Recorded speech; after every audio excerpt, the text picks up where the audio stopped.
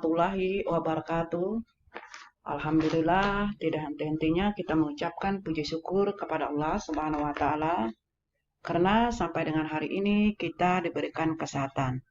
Semoga anak-anak juga selalu dalam keadaan sehat walafiat. Salam juga buat keluarga dan semua di rumah. Salam sehat dan bahagia selalu. Baiklah anak-anak, pada pertemuan kita kali ini kita belajar tentang materi pelajaran Bahasa Indonesia kelas 9 untuk SMP atau MTS. Nah, adapun materi kita kali ini, Ibu akan memaparkan tentang teks pidato persuasif. Masih ingatkah kalian dengan materi kita sebelumnya? Pada pelajaran yang lalu, kita membahas tentang pelaporan teks laporan percobaan. Nah, pada pagi hari ini, kita belajar tentang teks pidato persuasif.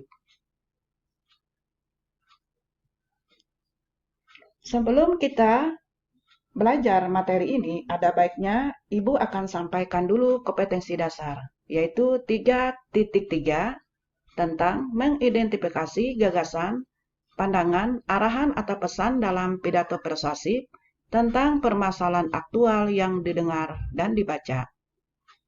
Adapun tujuan pembelajarannya, setelah pembelajaran berlangsung, siswa diharapkan mampu menemukan pengertian pidato persuasif, kemudian mampu mengetahui jenis-jenis pidato, dan yang ketiga, mampu mengetahui metode pidato.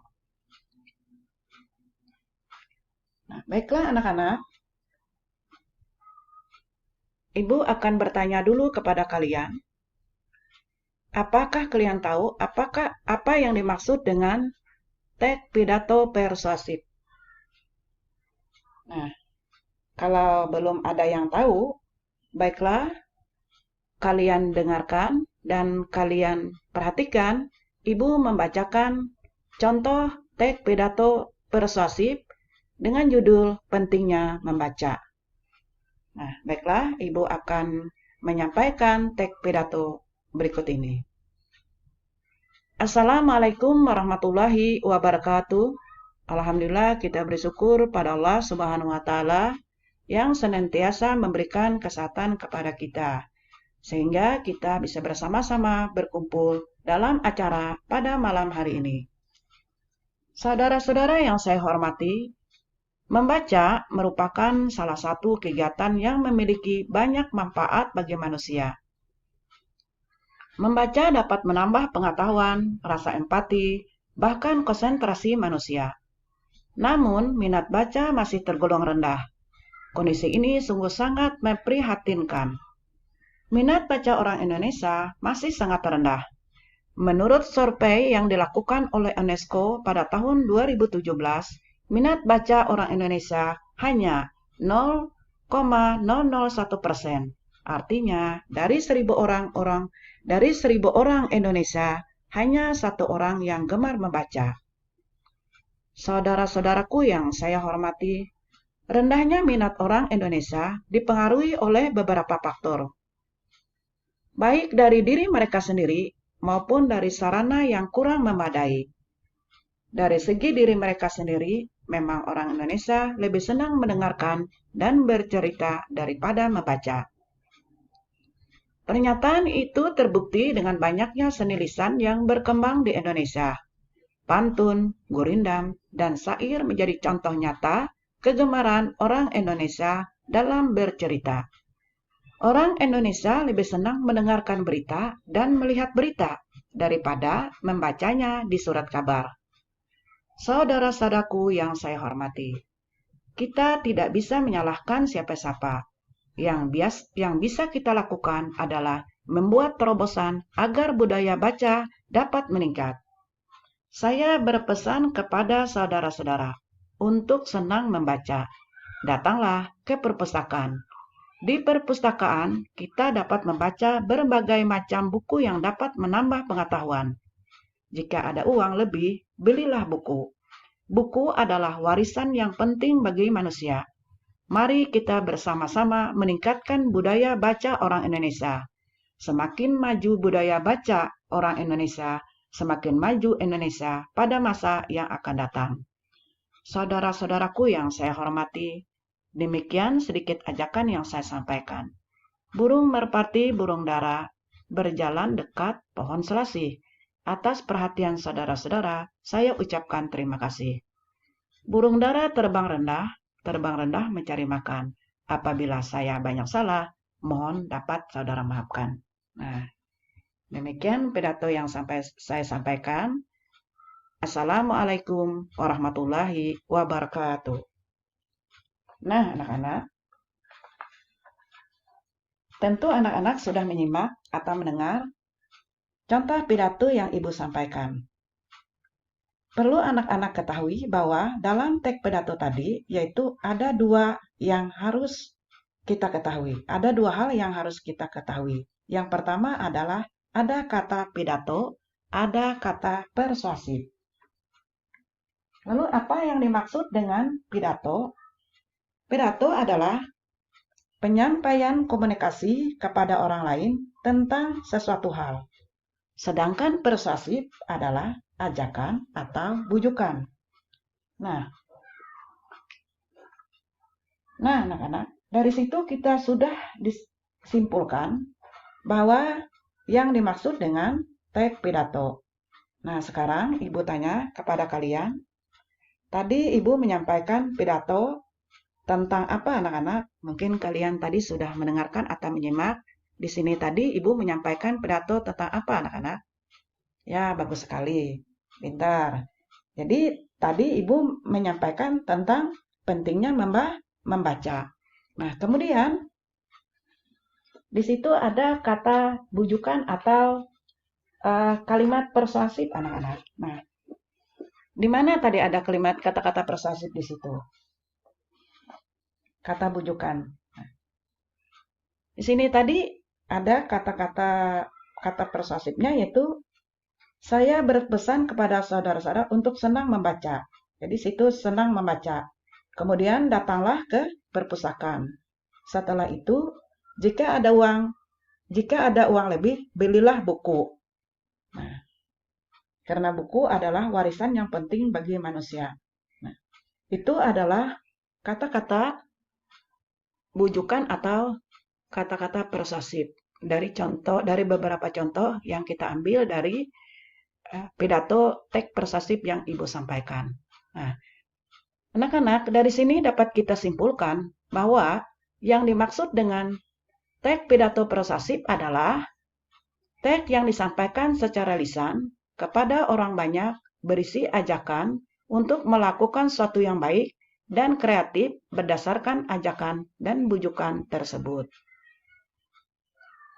Nah, kemudian jenis-jenis pidato persuasif. Adapun jenis-jenis pidato persuasif itu terdiri dari 4. Yang pertama adalah pidato sambutan. Apa yang dimaksud dengan pidato sambutan? Pidato sambutan adalah jenis pidato yang dapat disampaikan secara tertulis atau lisan. Sambutan biasa disampaikan oleh orang-orang tertentu kepada jabatan atau kedudukannya. Ini yang dimaksud dengan pidato sambutan. Kemudian jenis pidato yang kedua adalah pidato pemerintahan. Apa yang dimaksud dengan pidato pemerintahan? Pidato pemerintahan ini adalah pidato yang berasal dari pemerintah untuk rakyat. Nah, pidato ini berisi tentang informasi resmi menyangkut kebijakan pemerintah. Bentuknya adalah berupa pengumuman, penjelasan, himbauan, dan pesan pemerintah. Adapun contoh dari pidato pemerintahan yaitu pidato kenegaraan presiden dan himbauan pemerintah. Ini adalah jenis yang kedua. Kemudian yang ketiga adalah pidato instansi. Pidato instansi ini memberikan penerangan, penjelasan, dan pendidikan. Pidato ini dapat disampaikan melalui berbagai media massa. Isi pidato instansi ini harus jelas, tepat, dan pasti. Ini yang dimaksud dengan pidato instansi. Kemudian jenis yang keempat yaitu pidato ceramah. Pidato persuasif jenis ceramah. Ceramah merupakan jenis pidato untuk menjelaskan sesuatu di hadapan pendengar. Kemudian ada juga ceramah yang diselangi sesi tanya jawab antara pendengar dengan penceramah. Adapun contoh pidato ceramah ini, ceramah keagamaan, ceramah kesehatan, dan ceramah politik. Ini. Kemudian, metode pidato persuasif. Adapun metode pidato persuasif terdiri dari yang pertama adalah pidato memoriter atau memori. Pidato memoriter ini adalah pidato yang dilakukan secara hafalan. Pembicara menuliskan pidatonya terlebih dahulu, kemudian pidato tersebut dihafalkan kata sampai kalimat sesuai dengan catatan. Jadi, pidato memoriter ini adalah pidato yang dilakukan secara hafalan. Kemudian metode pidato yang kedua yaitu pidato manuskrip. Pidato manuskrip adalah pidato dengan membaca naskah. Seseorang yang berpidato menggunakan metode manuskrip membawa naskah. Naskah tersebut dibaca seutuhnya. Jadi jenis pidato ini menggunakan metode ini sering digunakan oleh para pejabat dalam acara resmi. Ini adalah pidato manuskrip. Kemudian metode yang ketiga yaitu pidato impromptu. Pidato impromptu ini adalah metode pidato dadakan. Digunakan pada acara tidak resmi. Ditunjuk secara mendadak. Pembicara ditunjuk biasanya sosok yang dianggap paling tepat dalam memberikan sepatah atau dua patah kata dalam suatu acara. Jadi tanpa persiapan lebih dulu. Jadi impromptu ini adalah pidato yang dilakukan secara dadakan. Kemudian metode yang keempat yaitu pidato ekstemporan. Pidato ekstemporan ini pidato dengan membawa catatan sebagai kerangka pidato. Pembicara pada pidato ekstemporan membawa catatan kecil. Nah, catatan kecil ini sebagai pengingat urutan isi yang akan disampaikan. Kemudian catatan tersebut berisi garis besar dari isi pidato. Nah, jadi pembicara dalam menyampaikan pidato jenis ini tentunya mempersiapkan diri dengan sebaik-baiknya. Nah, jadi ada 4 metode pidato persuasif. Kemudian, mungkin ini dulu yang dapat Ibu sampaikan anak-anak yaitu tentang teks pidato persuasif. Ini ada soal, Ibu akan membacakan. Yang pertama, bacalah teks pidato berikut dengan seksama. Kemudian, mengapa teks pidato tersebut termasuk ke dalam pidato persuasif? Cari alasannya. Pidato yang di atas yang kalian baca ini tadi. Kemudian jelaskan tujuan pidato tersebut. Tujuan pidato yang ini tadi termasuk pidato apa ya tujuan pidatonya. Tujuan yang disampaikan dalam isi pidato yang ada pada soal nomor 1. Nah, soal nomor 1, 2, dan 3 ini ada pada halaman 24 dan 25 di buku LKS kita. Nah, lihat kalian di buku LKS Bahasa Indonesia kita di halaman 24 dan 25. Tugas yang dijawab yaitu soal nomor 2 dan nomor 3 saja. Nah, ini. Selamat bekerja, semoga sukses. Nah, mungkin ini dulu yang dapat Ibu sampaikan. Salah hilap mohon maaf. Terima kasih atas perhatiannya. Semoga bermanfaat. Ibu akhiri. Assalamualaikum warahmatullahi wabarakatuh.